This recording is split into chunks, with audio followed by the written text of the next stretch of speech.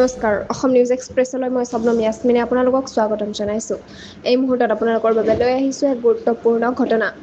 নাৰেংগীত oil India লিমিটেডৰ pipeline কাৰ্যালয়ত অগ্নিকাণ্ড। নাৰেংগী গুৱাহাটীস্থিত অইল ইণ্ডিয়া লিমিটেডৰ পাইপলাইন কাৰ্যালয়ত সোমবাৰে ভয়ংকৰ অগ্নিকাণ্ড সংঘটিত হয়।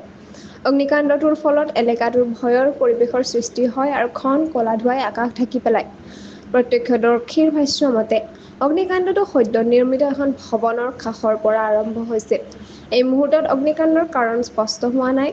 অসম অগ্নি আৰু আপাতকালীন সেৱাৰ বহুতো বাহিনী ঘটনাস্থললৈ পঠিওৱা হয়। সমন্বিত প্ৰচেষ্টাৰে অগ্নি নিৰ্বাপক বাহিনীয়ে অগ্নিকাণ্ডটো নিয়ন্ত্ৰণলৈ আনিবলৈ সক্ষম হয়। সৌভাগ্যক্ৰমে এই ঘটনাৰ নিমিত্তত কোনো ব্যক্তি আহত বা মৃত হোৱা বুলি জানিব পৰা হোৱা নাই। স্থানীয় ৰাইজেও সম্পূৰ্ণ সুৰক্ষিত আছে বুলি জানিব পৰা গৈছে। বৰ্তমান ঘটনাটোৰ সঠিক কাৰণ উন্মোচন কৰিবলৈ তদন্ত চলি আছে।